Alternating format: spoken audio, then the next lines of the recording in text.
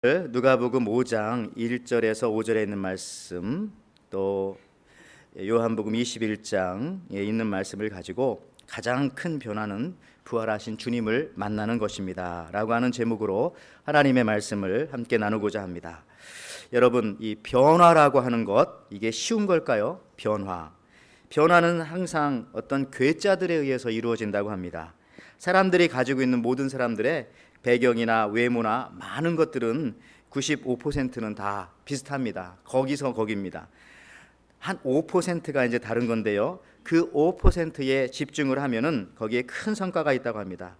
그래서 모든 사회나 단체를 변화시키는 데는 이 괴짜가 필요합니다. 괴짜가 어느 가구점에서 광고 문안을 만들고 있었습니다. 사원들끼리 머리를 맞대고 나서 이제 우리 이 퍼니처 가구를 어떻게 하면 잘 팔 것인가, 이제 그 광고를 내기 위해서 광고 문안에 대해서 이렇게 논의하라고 그랬어요. 그랬더니 사원들이 뭐 얘기를 하는데 그냥 일반적인 얘기밖에는 못 합니다. 뭐 대박 세일, 우리가 잘 아는 것처럼 뭐 폭탄 세일, 뭐 1+1 이런 얘기를 하니까 너무 평범하니까 사장이 이걸 듣고 있다가 여러분들 오늘 특별한 아이디어가 나올 때까지 집에 퇴근하지 마십시오, 이렇게 큰 소리를 얘기했어요. 그랬더니 한 사람이 실수로, 사장님에게는 들리지 않아야 되는데 실수로 사장님에게 들릴 정도로 이런 말을 툭 내뱉었어요.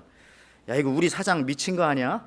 근데 이 얘기를 사장님이 듣고서 깜짝 놀라서 그 문안을 사용해서 대박이 났다고 하지 않습니까? 그래서 보는 것처럼 사장님이 미쳤어요.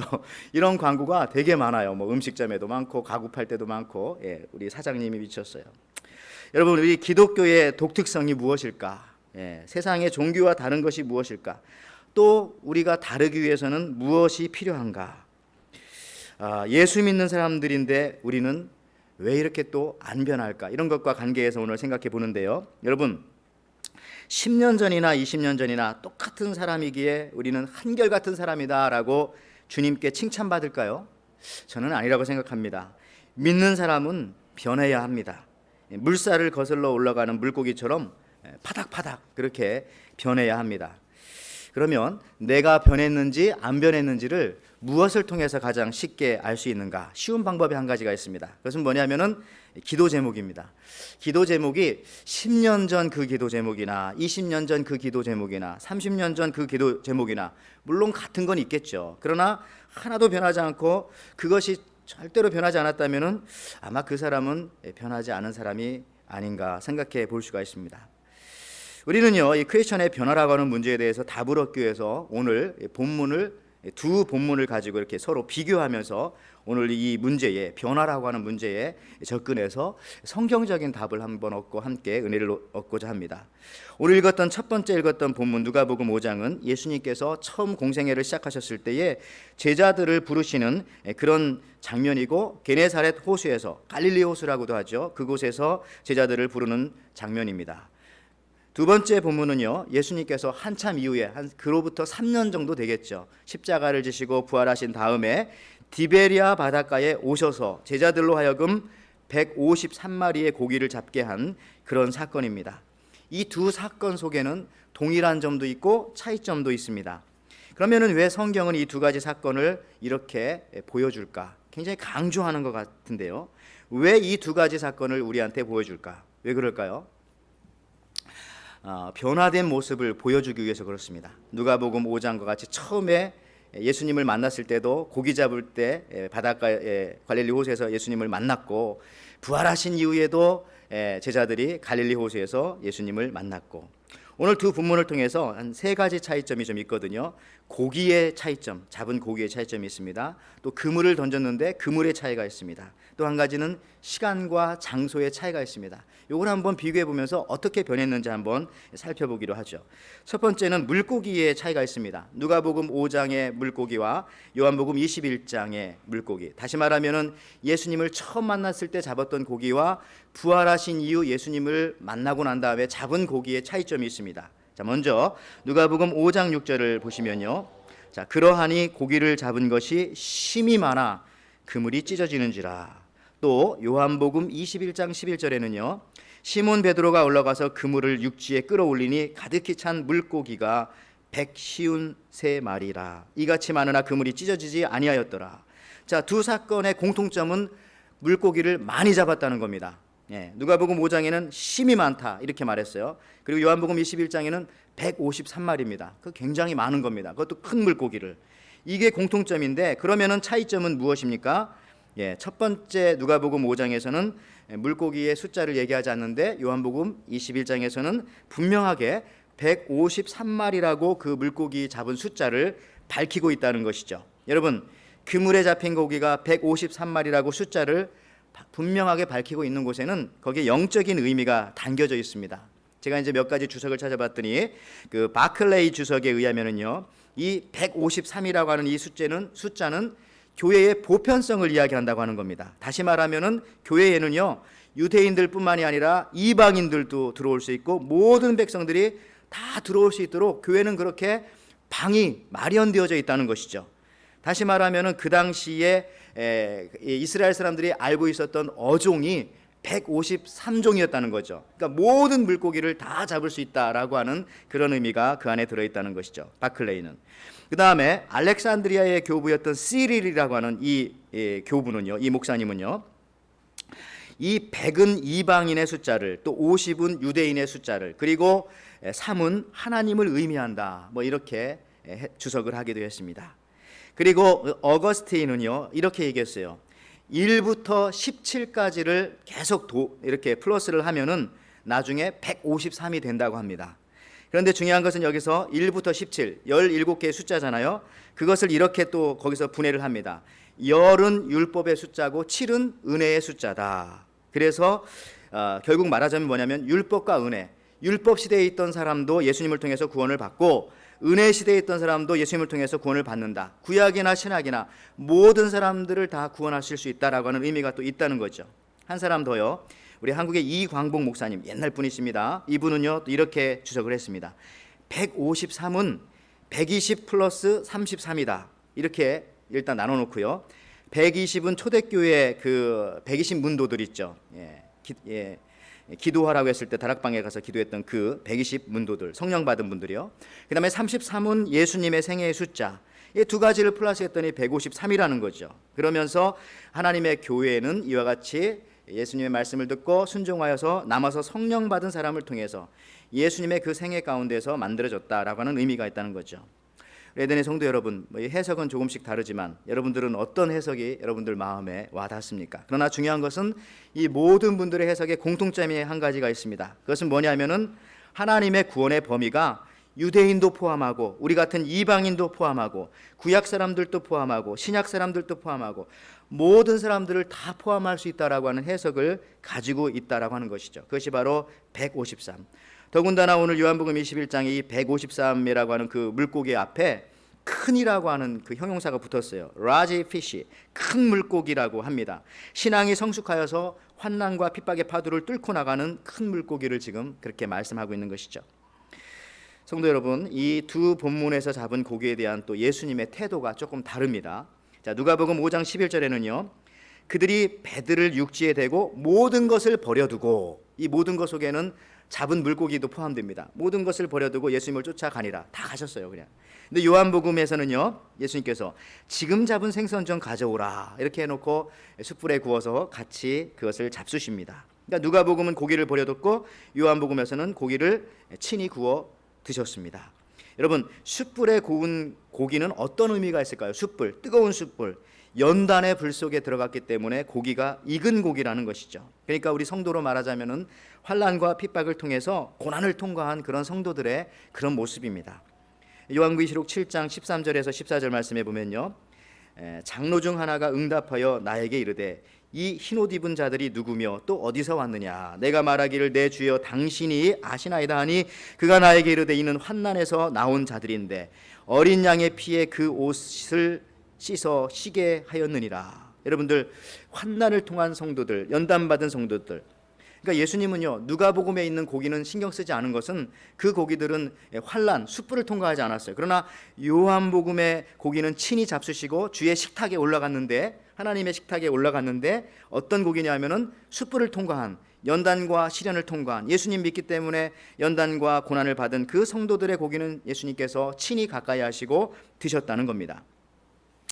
그 예수 믿고 이제 변화된 이어령 박사의 비유 중에 그 물고기 비유 몇 번 말씀드렸지만 참 이게 의미가 있더라고요. 바다에는 뭐 크게 세 가지 종류의 물고기가 산다고 합니다. 한 가지는 넙치 종류의 물고기는요, 바다 맨 밑바닥에서 산대요. 넓적하게 땅에 붙어서 사는데 그냥 잘 움직이지도 않는데요. 움직이는 걸 싫어해요. 먹는 것도 가서 잡는 게 아니라 자기 주위에 물고기가 오면은 이렇게 붙어 있다가 딱 잡아먹는 거죠. 아주 좀 게으른 뭐 그런 느낌이죠. 그 다음에 또 어떤 종류가 있는가 하면은 참치 종류의 그런 물고기들이 있다고 합니다. 이런 물고기들은 쉼없이 돌아다니면서 치열하게 살지만은 바다 바깥으로는 한 번도 나가본 적이 없어요. 그런데 날치 종류의 그런 고기가 있다고 합니다. 날치는 어떤 고기냐면요, 수영을 그렇게 잘하지는 못한다고 합니다. 그런데 참치나 이런 것들이 와서 막 잡아먹으려고 하면은 도망가다가 힘이 빠지면 어떻게 되겠어요? 참치가 먹으려는 순간에 파닥 하면서 물 바깥으로 탁 올라오죠. 바다 위로 올라오면서 그때 뭘 보게 되는 거죠? 넓은 바다를 보게 되는 거죠. 넓은 바다를. 여러분, 그렇다는 거죠. 우리에게, 성도에게도 마찬가지입니다. 고난이 닥치고 환난이 닥쳤을 때 나도 모르게 파닥하고 뛰었을 때에 내가 이 세상을 탁 떠오르면서 하나님의 나라를, 주의 나라를 바라보게 되어진다는 거죠. 고난 가운데 숯불과 같은 시련 속에서 우리는 하나님을, 하늘을, 내가 살던 세상 바깥을 볼 수 있는 기회를 얻게 되어진다라고 하는 것입니다. 또 두 번째, 이 누가복음 5장과 요한복음 21장에 차이가 있는데 그물의 차이가 있습니다. 그물에. 자, 누가복음 5장 4절에는요. 자, 말씀을 마치시고 시몬에게 이르시되 깊은 데로 가서 그물을 내려 고기를 잡으라. 또 요한복음 21장 6절에는요. 이르시되 그물을 배 오른편에 던지라. 그리하면 잡으리라 하시니 이에 던졌더니 물고기가 많아 그물을 들 수 없더라. 여러분, 던지는 장소의 차이점이 있죠. 누가복음 5장에서는 그냥 깊은 데 가서 던지라는 겁니다. 깊은 데라고 하는 것은 특별한 이 기준이 없어요. 기준이. 어떤 아이한테는 50cm, 1m도 깊은 물이고요. 큰 어른들한테는 3m, 4m, 수영 잘하는 사람한테는 10m 물도 깊은 것은 아니죠. 그러니까 깊은 데라고 하는 것은 기준이 없다는 겁니다. 그러나 요한복음 21장의 오른쪽이라고 하는 것은 어쨌든 기준이 하나가 있어야 그게 오른쪽이 되건 왼쪽이 되는 거죠. 기준이 생겼다라고 하는 그 차이점이 있습니다. 여러분, 우리에게 신앙이 있다라고 하는 것은 뭡니까? 나에게 인생의 기준이 생겼다는 거죠. 말씀의 기준이 생기고 하나님이 내 인생의 기준이 된다는 거죠. 바라보고 살아가야 할 그러한 기준점이 생겼다라고 하는 겁니다. 여러분들, 분명한 기준이 있다라고 하는 거죠. 천재 아인슈타인이 뉴욕에서 보스턴으로 가는 기차를 타고 가다가 그 당시 옛날이니까 검표원이 이제 검사했다고 하지 않습니까? 근데 아인슈타인이 아무리 찾아봐도 없는 거죠. 근데 승무원이 보니까 얼굴과 헤어스타일이 아인슈타인이니까 그냥 얘기했어요. 괜찮습니다, 박사님. 아무렴 박사님께서 무임승차하셨겠습니까? 안 보여주셔도 괜찮습니다. 이렇게 얘기했어요. 그런데도 이제 계속 찾는 거예요. 그러니까 이 승무원이 괜찮습니다, 박사님. 정말 괜찮습니다. 그랬더니 아인슈타인이 뭐라고 소리쳤다고 합니까? 당신에게는 이 승차권이 필요 없을지 모르겠지만 나한테는 이게 꼭 필요합니다. 그래야 내가 어디서 내리는지 알죠. 이렇게 말했다는 거죠. 여러분들, 천재는 아마 그런가 봐요. 기준이 있어야죠. 기준이. 성도 여러분, 또 차이가 그물의 차이인데요. 그물에 어떤 차이가 있는가 하면은 그물을 누가복음 5장에서는 던졌을 뿐만 아니라 또 던졌는데 괜찮았고요. 던졌는데 그게 찢어졌고요. 그러나 요한복음에서는 던져서 고기를 잡았는데 그것이 찢어지지 않았다는 겁니다. 자, 누가복음 5장 6절에 보니까 자, 고기를 잡은 것이 심이 많아 그물이 찢어지는지라. 저는 이게 항상 궁금하더라고요. 누가복음 5장에는 그물이 찢어지고 또 요한복음 21장 11절에는요. 가득히 찬 물고기가 153마리라 이같이 많으라 그물이 찢어지지 아니하였더라. 이게 무슨 차이일까? 왜 성경은 이것을 강조했을까? 유명한 주석가인 한국의 박윤선 박사님, 역시 이분도 천국 가셨지만요. 이분은 이렇게 말했어요. 큰 고기가 이리도 많았음에도 요한복음 21장에서 그물이 찢어지지 않았다라고 하는 것은요, 하나님께서 교회에 속한 자들을 보호하심을 상징한다라고 합니다. 그물이 찢어지지 않았다는 것은 물고기를 한 마리도 놓치지 않았다는 거거든요. 그러니까 하나님께서 우리를 구원하셨다라고 하는 것은 구원의 그물을 우리한테 두르시고 이제 우리는 한 사람도 이 구원의 그물 바깥으로 빠져나갈 수 없도록 하나님께서 그렇게 조치를 해 주셨다라고 하는 것이죠. 우리 구원의 안전성을 이야기하는 겁니다. 여러분, 놀랍게도 누가복음의 베드로와 요한복음의 베드로, 처음에 이 베드로를 부를 때와 이 요한을 부를 때 그 부르심의 장면이 조금 달라요. 그물과 관계되어서 제가 한번 살펴보면은요, 베드로는 그물을 던지다가 예수님의 제자가 되었습니다. 그런데 요한은 그물을 깁다가, 찢어진 그물을 고치다가 예수님의 제자가 되었어요. 자, 마태복음 4장 18절에서 20절에는요 베드로를 부르시는 장면입니다. 갈릴리 해변에 다니시다가 두 형제 곧 베드로라 하는 시몬과 그 형제 안드레가 바다에 금을 던지는 것을 보시니 그들은 어부라 말씀하시되 나를 따라오너라 이렇게 말씀하셨어요. 베드로를 부른 장면입니다. 다음에 요한을 부르는 장면은요 마태복음 4장 21절과 22절에요. 거기서 더 가시다가 다른 두 형제 곧 세베대의 아들 야고보와 그의 형제 요한이 그 아버지 세베대와 함께 배에서 금을 깁는 것을 보시고 부르시니, 자, 이 다르잖아요. 예. 자, 금을 깁는 것은 고기가 빠져나가지 못하도록 하는 겁니다. 그것을 상징하는 것입니다. 그래서 요한복음에는 이러한 하나님의 말씀이 많이 나와요. 요한복음 6장 39절에요. 나를 보내신 분의 뜻은 내게 맡기신 사람을 하나도 잃지 않고 마지막 날에는 모두 살리는 일이다 이렇게 말했어요. 예. 여러분, 우리가 받은 구원은요 안전합니다. 우리가 예수님이 나의 구원자라는 것, 그 믿음이 우리 안에 있기 때문에 안전한 거죠. 하나님의 구원의 그물은 찢어지지가 않아요. 제가 비유를 좀 하나 들겠습니다. 아름다운 달밤이었습니다. 달빛이 유난히 또 은근히 빛나고 있었습니다. 한 사람이 깊고 고요한 우물을 이렇게 들여다보니까 그 우물 수면에 달이 아름답게 떠 있는 것이 보입니다. 그 곁에 있던 친구가 말합니다. 야, 오늘 밤 달이 참 둥글고 너무나 아름답지 않느냐. 그랬더니 이제 그렇다고 하죠. 그런데 또 옆에 있던 친구가 그 우물에다가 조그마한 돌을 하나 딱 집어던졌어요. 그랬더니 우물에 비쳤던 달을 감상하던 친구가 이런 소리를 지릅니다. 아, 왜 그러냐? 달이 산산이 깨지고 이렇게 조각이 나서 어지럽고 지금 흔들리잖아. 이렇게 말했더니 그때 그 벗이 이렇게 말합니다. 야, 그런 바보 같은 소리 하지 마, 친구야. 우물을 보지 말고 위를 쳐다봐.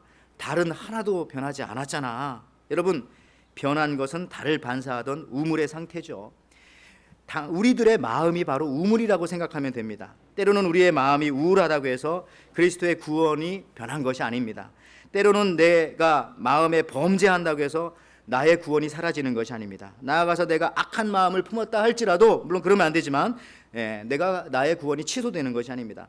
거짓말을 한다 할지라도 여러분, 그것은 우물의 움직임일 뿐이라는 거죠. 하늘에 떠 있는 달은 그냥 그대로입니다. 하늘에 떠 있는 달처럼 예수 그리스도의 보혈의 공로는 절대로 변하지가 않습니다. 우리를 구원하기에 충분하십니다. 여러분, 구원은 안전하며 구원에는 아무런 변동이 없어요. 나 때문에 내가 구원받은 게 아니거든요. 그래서 전도서 3장 14절 말씀에 무릇 하나님의 행하시는 것은 영원히 있을 것이라 더할 수도 없고 덜할 수도 없느니라. 아멘.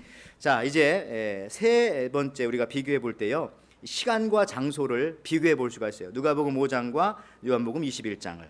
자, 누가복음 5장 5절에는요 시몬이 대답하여 이르시되 선생님, 우리들이 밤이 새도록 수고하였으되. 또 요한복음 21장 4절에는 날이 새어갈 때에 예수께서 바닷가에 서셨으나. 시간적 장소에 시간적으로 차이가 있죠. 누가복음 5장에서는 분명히 밤입니다. 밤, 고기를 잡는 그 장면이. 그러나 요한복음 21장에서는 날이 새어갈 때에 새벽입니다. 새벽. 무슨 얘기죠? 요한계시록 22장 16절에 나 예수는 다윗의 뿌리요 자손이니 광명한 새벽별이라. 예, 여러분, 요한복음 21장은 예수님의 재림을 사실은 이렇게 보여주는 그런 성경입니다. 성도 여러분, 마지막으로 이 두 사건 중에서 장소가 조금 달라요. 같은 장소입니다. 갈릴리 호수라고 하는 같은 장소지만 그들이 부르는 지명에 차이가 있습니다. 누가복음 5장 제자들이 예수님을 처음 만났을 때는 오늘 본문에 뭐라고 나옵니까? 이 갈릴리 호수, 똑같은 갈릴리 호수인데 뭐라고 부릅니까? 게네사렛 호수라고 그렇게 부릅니다. 그러나 요한복음에서는 뭐라고 부릅니까? 디베랴 바다 이렇게 부릅니다. 같은 장소인데도 이렇게 표기가 다르게 되어 있는 거죠. 게네사렛이라고 하는 것은 수금, 하프라고 하는 그런 의미를 가지고 있는 히브리 문자가 있거든요. 기네로트라고 하는. 그래서 거기서 유래했기 때문에 호수라고 이렇게 그렇게 부릅니다. 게네사렛 호수. 그러나 요한복음 부활하신 예수님을 만난 그 부활의 아침의 그 바닷가는요, 그 호수는 호수라고도 하지 않고 디베랴 바다라고 합니다. 이 디베랴라고 하는 이 말은요, 당시 세계를 지배하던 로마 황제인 티베리우스. 근데 이걸 중국말로 번역하다 보니까 디베레라고 했어요. 그러니까 티베리우스 그 오션이다, 이렇게 부를 수가 있는 것이죠. 여러분들, 이 복음 사역이 막 퍼져나가는 것을 보여주는 거죠. 호수에서 바다로, 갈릴리 지방에서 온 천지로 하나님의 복음이 퍼져나가는 것을 상징적으로 보여주는 겁니다. 같은 갈릴리 호수지만은 이렇게 지명의 차이를 두는 것이죠. 부활의 은총을 입은 여러분들, 저나 여러분들이나 우리가 넓게 살아야 됩니다. 넓은 생각을 가지고. 이 개 중에 강아지 중에 큰 개가 하나 있는데, 그 마스티프라고 하는 이런 종류의 개가 있어요. 사람하고 거의 키가 비슷할 정도로 크다고 하더라고요. 여러 종류가 있지만, 근데 이 개하고 사람하고 달리면은요, 속도가 비슷하다 할지라도 항상 이 개가 이긴대요. 이렇게 가다가. 근데 그 이유가 뭘까? 어떤 사람이 생각해 봤더니, 인간은 달릴 때 목표 지점을 정한대요. 아, 저기까지만 뛰면 되는구나. 근데 이 개는요, 대부분 개들이 다 그렇죠. 생각 없이 그냥 뛰는 겁니다. 뛰는 게 즐거워서 막 뛰는 거죠. 그러다 보니까 항상 사람보다는 개가 더 사람을 앞지르고 마지막에는 휙 그냥 지나간다는 거죠. 무슨 얘기냐면요, 우리도 마찬가지입니다. 범위를 좀 넓게 잡고 살라는 거죠. 하나님의 영광 가운데 우리가 뛰어들어서 그 영광의 바다에서 넓게 헤엄치면서 뛰면서 멀리 보고 그렇게 살아야 된다는 거죠. 비록 우리가 사는 이 세상이 갈릴리 호수 같을지라도 이제는 갈릴리 호수라고 부르지 말고 이거는 디베랴 바다라고 생각하고 그렇게 부르면서 살라는 것이죠. 우리의 인생의 목표를 작게 잡지 말고 넓게, 크게 잡으라는 거죠. 우리 하와이 에덴교회 목표도 넓게 잡아야 한다는 거죠. 목표가 작으면 항상 집안 싸움 하잖아요. 우리가 가입 묵기가 아니라 하와이뿐만 아니라 미국, 한국, 세계 선교도 남이 안 가본 데를 좀 찾아가 가지고 이런 식으로 목표를 크게 잡고 우리가 항상 나가는 거죠.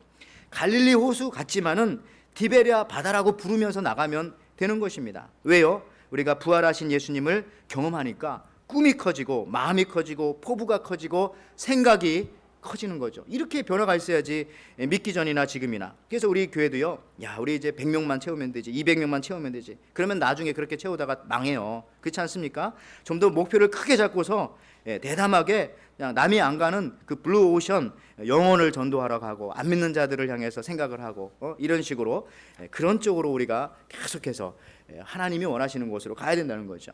여러분들, 이처럼 우리가 지금 살펴봤지만 이 누가복음 5장과 요한복음 21장은요 똑같이 고기를 잡는 사건이지만 거기에 이렇게 많은 차이가 있어요. 그런데 여기서 우리가 끝으로 한 가지 중요하게 더 주목할 것이 있습니다. 그것은 무엇이냐면은 왜 이런 차이가 나타났냐는 것이죠. 그 원인이 무엇이냐는 것이죠. 물고기, 숫자, 그물, 지명 이런 것들 차이가 보이지만 정작 중요한 차이는 뭐냐면은 부활하신 주님이십니다. 부활하신 주님을 만난 것이죠. 누가복음 5장에서는 아직 부활하신 주님을 만나지는 못했어요. 그러나 요한복음 21장에서는 제자들이 부활하신 주님을 만났다라고 하는 것이죠. 여러분, 기독교의 모든 것이 다 부활하신 주님으로부터 시작되어지는 것입니다. 우리가 오늘 드리는 이 주일 예배도요, 안식 후 첫날 주일, 주님이 부활하신 날을 기념해서 우리가 예배 드리는 거지 않습니까? 부활의 축제의 예배입니다. 여러분, 크리스마스보다 더 중요한 것은 부활절인 것이죠. 자, 기독교는 예수님의 부활로 시작되어지고 예수님의 부활로 모든 것이 다 바뀌는 겁니다. 세상의 모든 종교 창시자들은 다 죽었지만 예수님만 죽었다가 3일 만에 부활하시고 지금도 살아계신 것이죠. 최근에 그 기독교계에서 베스트셀러를 이렇게 기록하신 폴 워셔 목사님이 계십니다. 이분의 책이 참 유명하고요. 저도 몇 권 가지고 있는데 그분의 책 중에 확신이라고 하는 저 제목의 책을 읽다가 거기에 이제 마음에 찔리는 부분이 있어서 함께 나누는데 내용은 이렇습니다. 거기에 나와 있는 내용인데요. 어떤 목사님이 중요한 그 집회에 설교하기로 약속을 하고서 1시간이나 늦게 나타났다고 여러분들 한번 가정을 해보시라는 겁니다. 이 책에요. 근데 그 목사님이 도착하자마자 사람들은 막 너무 늦었다고 막 불평을 토로합니다.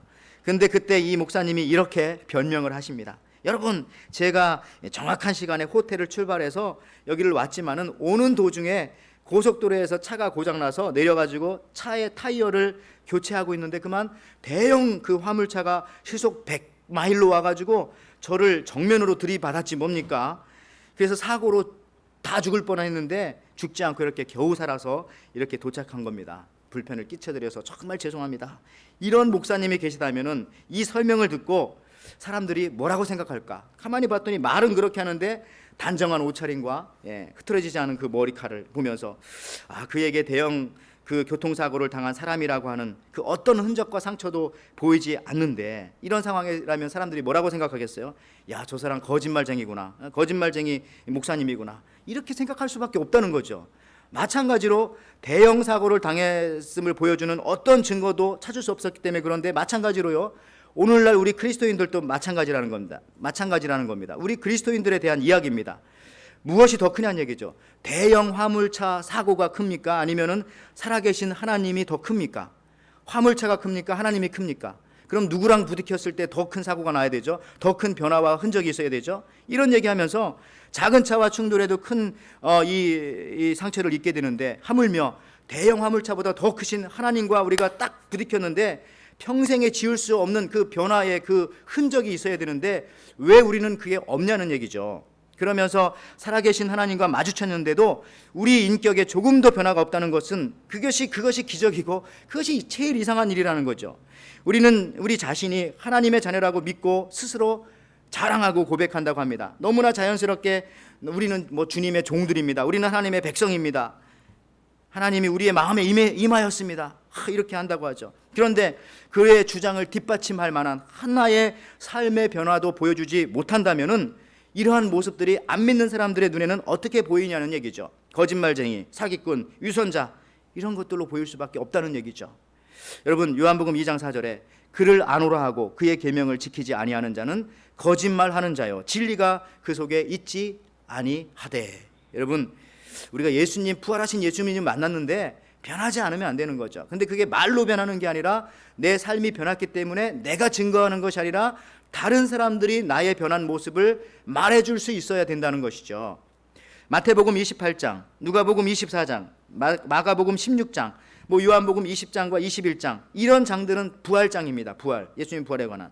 이 부활장이 없으면은요, 앞에서 예수님께서 아무리 기적을 행하시고 병자를 돌보시고 귀신을 쫓아내고 착한 일을 하셨다 할지라도 그 아무런 소용이 없는 것입니다. 그러나 부활하신 주님, 그분 때문에 모든 것이 바뀌고 부활하신 주님을 만났기 때문에 모든 것이 달라졌다라고 하는 거죠. 의미가 있게 되었다는 거죠. 우리는 이런 부활하신 주님을 만난 자들입니다. 그래서 변할 수 있는 사람들이고 또 꼭 변해야 하는 사람이고, 예수 믿기 전과 예수 믿은 다음에 변화가 무엇이냐라고 누군가 물어보면은 누구나 다 대답해야 할 그런 의무가 있는 것이고, 그런 답을 다 가지고 살아가야 한다는 것입니다. 그걸 얘기해 주는 것이 전도고, 그걸 얘기해 주는 것이 살아계신 하나님을 보여주는 것이라는 거죠.